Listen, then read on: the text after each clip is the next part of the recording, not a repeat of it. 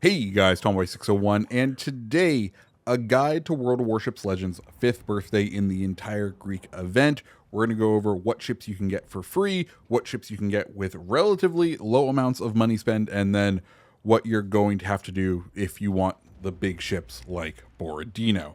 So, with all that said, if you like breakdowns of events like this, make sure you hit the like button, hit the subscribe button, and let's dive on in. Now, World of Warships Legends celebrating their 5th birthday, and I guess this 5-year-old has been reading too much Percy Jackson or something, because this birthday event is Greek themed, and the event currency for this event is drachmas. As far as what you can earn being a totally free player, the campaign without the purchase of the Admiralty backing will give you 1,500. Completing all 3 weeks of the Divine Odyssey calendar will give you another 1,500. And then this Monday, or this upcoming Monday, there is the treasure hunt event. Basically, you're going to be able to uncover specific cells on a treasure hunt map. You may need to spend in-game resources to do them all, but if you complete the treasure hunt event, you'll get 2,000 drachmas. So for those mathematicians following along at home, that gives you a total of 5,000 drachmas to spend. And well, what can you spend these 5,000 drachmas on? Well, one thing you could do is you could obtain the Brazilian Dream Bundle, and this contains the Tier 4 Pan-American battleship Rio de Janeiro, as you can see in the gameplay over here, a up-tiered Agincourt, which it's a bit rough because it doesn't have AA or very much AA, and well, you're going to be up against Tier 5 aircraft carriers, and they will bully you relentlessly and murder you. So just be prepared for that.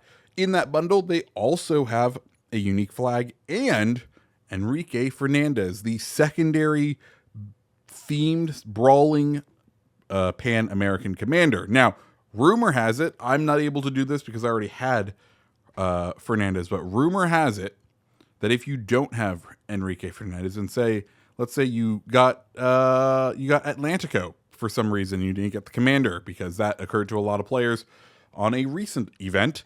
Well, if you have 900,000 commander XP, you can go into this area, click into Enrique Fernandez, and you are able to purchase him supposedly for 900,000 commander XP. So if you are still suffering and have Atlantico without a proper commander, this may be the time to break out the wallet just a wee bit. But if Rio de Janeiro doesn't spike your interest, if it doesn't do it for you, what else can you buy? Well, for 1,000 drachma, you can get 5 of the Japanese, British, or German/French crates, and they have okay drop rates. Basically, they are going to contain the tech tree ships, and some of them do have a chance to drop a premium of the lines that were introduced this last year.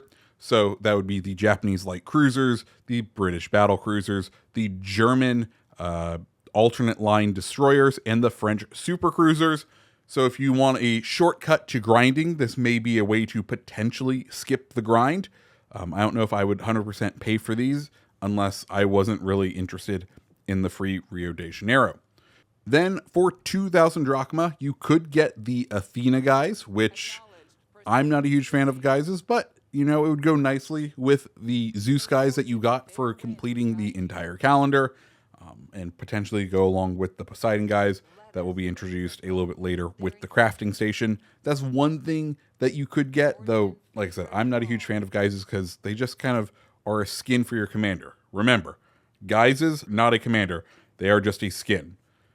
For 2,000, you could also pick up an insignia, and that may be worth it if you are still grinding through those commanders. That's probably what I'm going to do with my drachma. Of course, because I'm one of the World of Warships CCs, they do provide me with the ships from the event to create reviews on, so I will end up with a ton of drachma that I can spend elsewhere and not have to invest within the event. So that's everything you can get for free.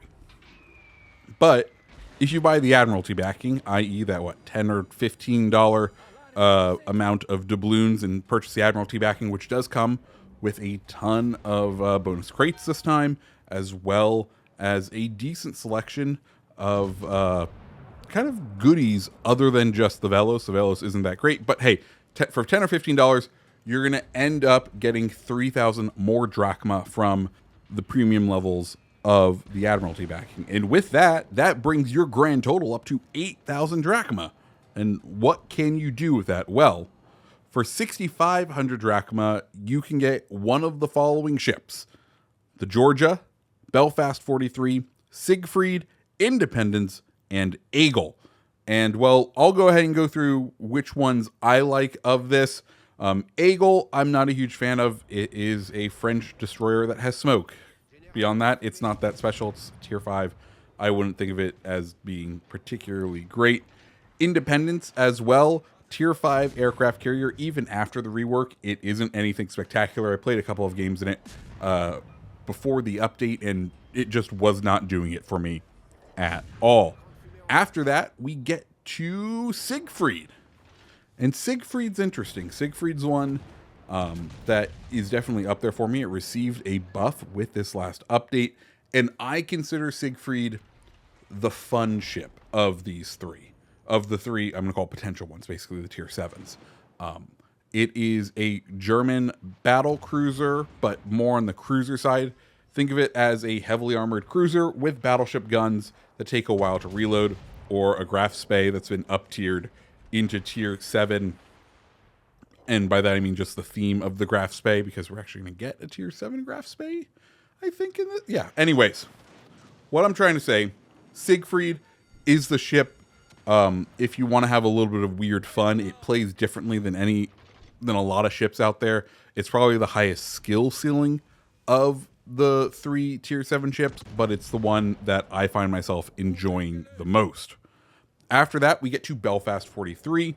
Belfast 43 basically, in theory, fixes all of the sins of Belfast, and by that I mean it gets torpedoes, it gets a sonar, it gets a radar, it gets lots of smokes. It is a very useful ship. Overall, also the key trait of Belfast is it is a British cruiser that fires HE. Overall, fun ship, fantastic ship, one that can really do damage out there. I don't think it really holds a candle to like Plymouth now, which is very similar in it being a British light cruiser, but still a ton of fun. One that if you missed out on the campaign, I would say it's not the strongest of the tier 7s, but it's still a unique cruiser in some respects, but a lot of its niches get filled elsewhere. The final ship is the one that probably a lot of people are going to be picking up if they missed it. That's going to be Georgia, the American sniper battleship. Georgia is fantastic. It has 6 barrels of big old guns that don't quite overmatch everything. They are 1 millimeter from being able to overmatch 32 millimeters, if I recall, or 30 millimeters. But Georgia is great. It's fast. It's a just fantastic battleship overall. And I think most of the other community contributors are recommending to go with the Georgia. Like I said, I'm kind of up in the air as to what I would pick if I didn't have Georgia, Belfast, Siegfried. I think there are already a lot of American battleships out there. I might go for Siegfried just because I like that weird playstyle, but this is all very much up to you, and you want to take a look on the inside. Now, if none of those strike your fancy, there's also Borodino. Now, Borodino is going to cost you 12,500 drachma, which it's the headliner of these celebrations. It's a tier 7 Russian battleship that is highly accurate, has a radar. You may have tested it previously. It was in testing. And if you want a review, make sure you hit the like button, hit the subscribe button. We will be covering it on this channel. But you're going to need more drachmas to get it, right? So how do you earn more drachmas from here? Unfortunately, it's going to be a spending game from here on in. So you will have to buy bundles of champion boxes. What are champion boxes? Well, they are crates that contain other crates. I know, wild. Basically, they have a 20% chance of having a Santa level 3 crate, a 20% chance of a Stellar Container 3, a 20% chance of getting a Golden Week crate, 20% chance of one of the Black Friday crates from any time in the history of this game, and a 20% chance of a Halloween 21, 22, or 23 crate. So basically the expensive crates from throughout the year, you gamble to get which one you may need to complete your collection.